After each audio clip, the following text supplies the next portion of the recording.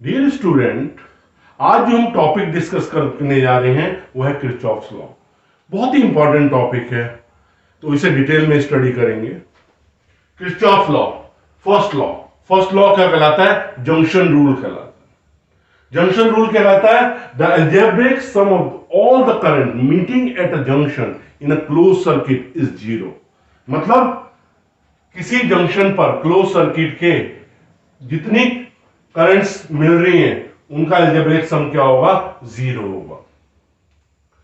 तो जंक्शन, हमने एक जंक्शन बनाया, ये जंक्शन है, यहां पे कुछ करंट इनलेट है और कुछ करंट आउटलेट है, जा रही है, कुछ आ रही है कुछ जा रही है। तो अगर हम इनवर्ड करंट को पॉजिटिव लेते हैं, यहां पे मतलब जो अंदर करंट्स आ रही हैं उनको पॉजिटिव लेते हैं, तो आउटवर्ड करंट जो बाहर जाने वाली करंट्स है उनको क्या लेंगे? नेगेटिव लेंगे। तो इस रूल के अकॉर्डिंग क्या होगा? I1 plus I2 minus I3 minus I4 minus I5 is equal to zero. मतलब I1 plus I2 is equal to I3 plus I4 plus I5। मतलब जितनी करंट एंटर कर रही है उतनी करंट लिविंग आउट है। अगर सर्किट में स्टेडी करंट फ्लो कर रही है तो there is no accumulation of charge at any point. तो जब एक्यूमुलेशन ऑफ चार्ज नहीं हो रहा है तो Kirchhoff first law is in accordance with the law of conservation of charge, right. अब इसके सेकंड रूल पे आते हैं, लॉ पे आते हैं, that is Kirchhoff second law. इस रूल को लूप रूल और मैश रूल भी कहते हैं।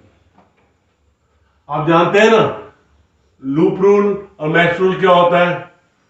ठीक है, लूप रूल इसके अकॉर्डिंग क्या है?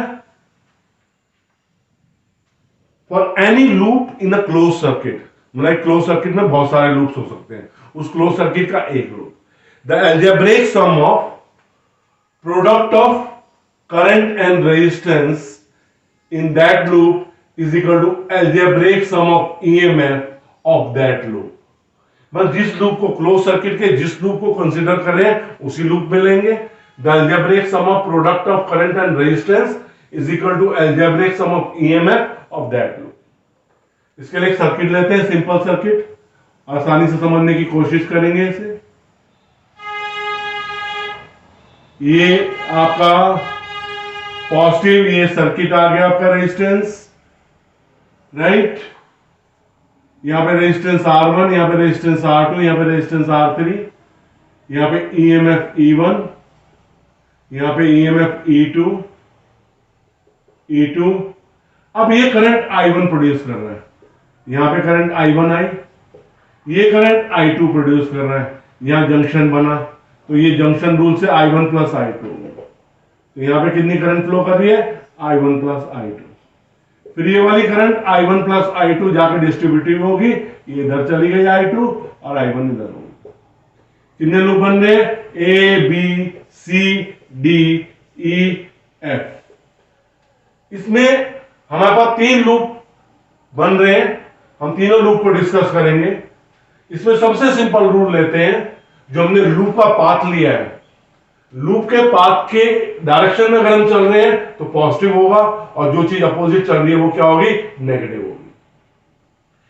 In loop A B C F A to B, B to C, C to F, F to A। मैं A से B चल रहा हूं, करंट भी A से B फ्लो कर रही है, तो क्या हो जाएगी? Positive I1 R1। B से C में नो रेजिस्टेंस, कोई दिक्कत नहीं।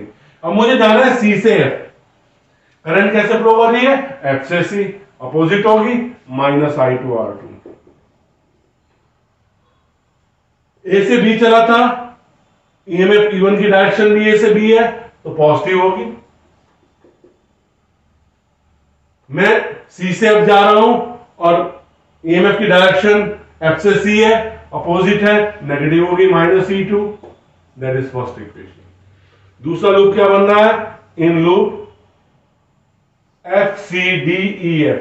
आप कोई भी चीज ले सकते हैं, कैसे भी, F से C, C से D, D से E और E से F।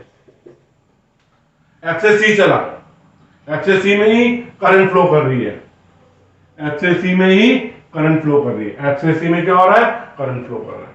जब F से C में करंट फ्लो कर रहा है तो क्या होगा, I2 R2, फिर C से D में कोई रेजिस्टेंस नहीं है, D से E में रेजिस्टेंस है, plus I1 plus I2 R3 is equal to EMF F से C डायरेक्शन में ही है तो पॉजिटिव हो गया। और थर्ड लूप क्या बनेगा, इन लूप ABDEA। कैसे चलूंगा, पहले A से B, फिर D से E, फिर E से A। A से B करंट भी A से B फ्लो कर रही है, I1 R1। B से C में कोई रेजिस्टेंस नहीं, D से E करंट भी D से E फ्लो कर रही है, I1 प्लस I2 R3। और A से B करंट फ्लो कर रही है, EMF की डायरेक्शन भी A से B है, लूप भी वही है E1। ये तीन इक्वेशन बनी है। और दूसरी चीज ये है IR सिग्मा E। तो ये जो लॉ है, जो किरचॉफ सेकंड लॉ है, this is in accordance with the law of conservation of energy, मतलब law of energy, law of conservation energy को फॉलो करता है। अब आता है इस किरचॉफ लॉ को यूज करा व्हीटस्टोन ने, एक ब्रिज बनाया, उस पे बेस पे बहुत इंस्ट्रूमेंट्स बने, जैसे meter bridge, potentiometer for measurement of current, EMF etcetera. लेकिन क्या था नाम उसका, उसकी जान थी व्हीटस्टोन ब्रिज। कौन सा bridge, wheat stone bridge. Wheatstone एक साइंटिस्ट था जिसने 4 रेजिस्टर्स को 4 आर्म्स ऑफ अ पैरेललोग्राम की फॉर्म में क्या किया, अरेंज किया। 4 रेजिस्टर्स को कैसे अरेंज किया, 4 आर्म्स ऑफ अ पैरेललोग्राम। एक डायगोनल में गैल्वेनोमीटर लगाया अलॉन्ग विथ की, दूसरे डायगोनल में सेल लगाया अलॉन्ग विथ की।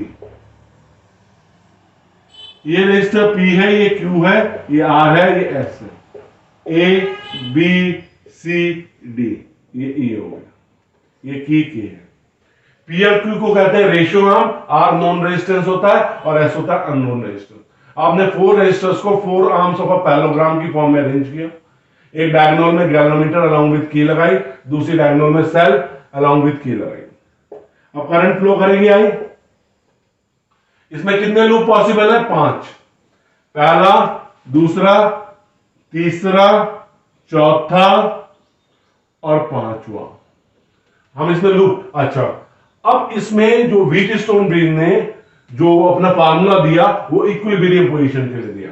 इक्विलिब्रियम पोजीशन का मतलब क्या है, हमने इन रेजिस्टर्स को इस तरह से अरेंज किया कि गैल्वेनोमीटर में कोई करंट फ्लो नहीं कर रही है, तो इसे नल पोजीशन भी कहते हैं, इक्विलिब्रियम पोजीशन भी कहते हैं। ये तब पॉसिबल होगा जब बी और डी पॉइंट पे पोटेंशियल क्या हो जाएगा, आपका सेम हो जाएगा। अब आई करंट गई तो इसमें I1 करंट होगी, यहां कोई करंट नहीं जा रही है, I1 इधर से पास होगी। यहां पे करंट कितनी गई, I2 गई, यहां कोई करंट फ्लो नहीं कर रही है, यहां से I2 पास होगी, दोनों सम होगी, I1 प्लस I2। तो हम इसकी इक्विलिब्रियम पोजीशन के लिए ले रहे हैं। इक्विलिब्रियम पोजीशन में क्या ले रहे हैं, इन लूप ABD, A से B चले, B से D चले, D से A चले, क्या होगा, I1P। B से D में कोई करंट नहीं फ्लो कर रही है, कोई प्रॉब्लम नहीं। अब D से A जा रहे हैं, करंट A से D फ्लो कर रही है, अपोजिट होगी, I2R is equal to 0, I1P is equal to I2R, first equation. In loop BCDB कैसे जा रहे हैं, B से C, C से D, D से B। तो B से C उसी डायरेक्शन में करंट फ्लो कर रहा है, I1Q। C से D जा रहे हैं, अपोजिट फ्लो कर रहा है, I2S is equal to 0, I1Q is equal to I2S is equal, ये सेकंड इक्वेशन होगी, equation first divided by equation second होगी I1P upon I1Q that is I2R upon I2S, तो ये क्या आ गया P upon Q is equal to R upon S। Equilibrium position achieve करने के लिए पहले ध्यान रखना, पहले सेल की को प्रेस करेंगे, उसके कुछ समय पश्चात आफ्टर सम टाइम की K1 को प्रेस करेंगे, otherwise you are not getting what equilibrium position, जिसे नल पॉइंट कहते हैं, जीरो डिफ्लेक्शन पोजीशन, जिसे जीरो डिफ्लेक्शन पोजीशन भी कहते हैं। तो इसी व्हीटस्टोन ब्रिज पे बेस्ड हमारे आगे आएंगे एक्सपेरिमेंट भी है मीटर ब्रिज के पोटेंशियोमीटर को, जिन्हें हम अगले लेक्चर्स में डिटेल में डिस्कस करेंगे। धन्यवाद।